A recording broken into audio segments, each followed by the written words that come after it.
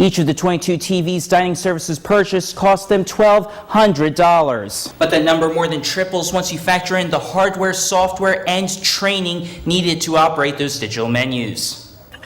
Last year, the Strong Woman competition raised only $200, which pretty lightweight stuff. This year, however, they raised almost $6,000, achieving heavyweight status. And a lower excise tax means Union Craft can brew more beer. The county executive said that if the shutdown continues, he will ignore this sign and he will move these barriers himself. Right now in the heart of downtown Silver Spring, it's a very cold 37 degrees, so the volunteers give out gloves and blankets to build trust with the homeless person. The Now Parks Water Show isn't the only lights flashing red and blue on this Monday night. The aftermath of that tragic shooting earlier in the day at Navy Yard, where 13 people were killed, including the shooter. Hours after the shooting, local residents like Karen Conwell Smith, who just returned from a trip to Oregon, are trying to understand what the workers at the base went through. My heart just goes out to them. I think I cried half the way back from Oregon today. Smith had her own brush with tragedy. She was on Capitol Hill when 2 police officers were killed by a gunman in 1998. She says in both situations, law enforcement is key to saving lives. There are a lot of other families that they're going to have people coming home because these guys were on the street.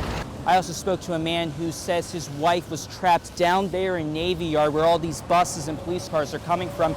He says she was also in the Pentagon during 9/11. Many area businesses closed for the day in the wake of the shooting. These were the only 2 restaurants still serving local residents, like Smith and Dwayne Riley. It would take some time for me to recover, especially like you said, 13 people. You know, you look at it as like that's your family. This is my family. This is my backyard. Riley and Smith say they're now left searching for answers to this latest tragedy. This senseless violence has just got to stop. I don't know what the answer is, but our first line of defense are these guys behind me. Outside D.C.'s Navy Yard, Brandon Goldner, CNS TV. As a University of Maryland student, Adam Benish didn't much care for the notoriously cheap college beers. Instead of spending the few dollars it costs to get a 6-pack of crappy beer, I'd save up for a few extra bucks and rather get a 6-pack of Sierra Nevada Pale Ale or Pete's Wicked. So in July 2012, he and his 2 partners fulfilled their dream of starting a craft brewery, Union Craft, based in Baltimore, with a heavy Charm City influence.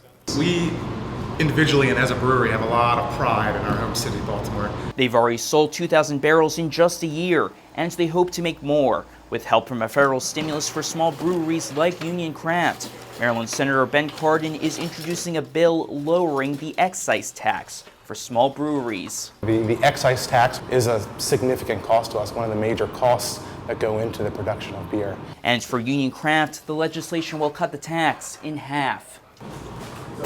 And a lower excise tax means Union Craft can brew more beer. J.T. Smith of the Brewers Association of Maryland says the bill will be felt in all parts of the brewing industries. Allowing them to directly reinvest back into their businesses and grow their businesses, employ more folks and pay more money into the tax revenue stream. And for Benish, this bill means contributing to Baltimore and Maryland pride.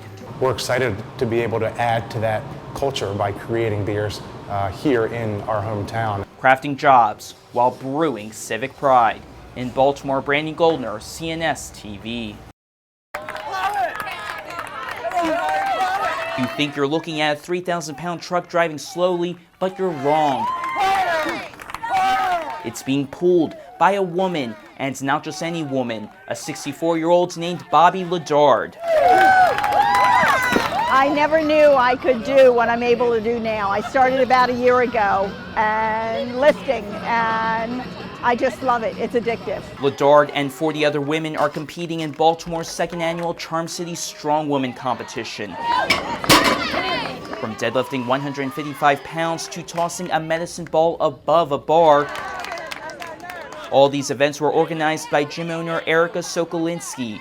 The goal, to raise money for colon cancer research after her sister was diagnosed with it. We continue this event and continue to raise awareness and raise money as she'll be living with this the rest of her life. Last year, the Strong Woman competition raised only $200, which pretty lightweight stuff. This year, however, they raised almost $6,000, achieving heavyweight status. Just as important for Ledard, the gains in confidence and strength every time she lifts. I could deadlift 175 last week, and I just wanted to jump out screaming to everybody on the street, guess what I just did? Getting stronger while helping others get better. In Baltimore, Brandon Goldner, CNS TV.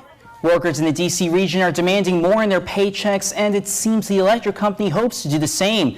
The family of a woman who died in the Navy Yard shooting is now suing. D.C. police are investigating one of their officers for the second time this week. At the heart of the decades-long controversy, the word redskin as a racial slur toward Native Americans. Despite turmoil in Washington, politicians around the country are reaching across the aisle in support of libraries. Coming in at number 16 on Travel and Leisure's list of the country's best college towns, drum roll please, Annapolis. Who cuts the grass at national monuments if the groundskeepers are furloughed?